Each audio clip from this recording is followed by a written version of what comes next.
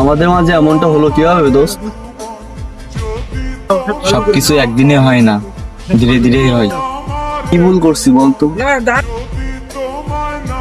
এখন সময় বদলাইছে, তুইও বদলাইছিস। আগে আমি ছিলাম তোর সবকিছু, আর এখন আমি তোর লাস্টে। লাইফে একটু ব্যস্ত হয়েছি, তাই বলে তুই এমন ভাববি? ব্যস্ত থাকলেও মানুষ সময় বের করে, ইচ্ছে থাকলে। মানে তুই বন্ধুত্বটাই শেষ করতে চাস? শেষ শেষ তো আগে হয়ে গেছে, আমার তো শুধু এখনই বুঝতেছি। বাহ, এত বছরের বন্ধুত্ব এটুকুতেই শেষ?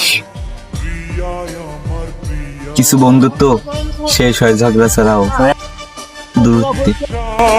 আমার তুমি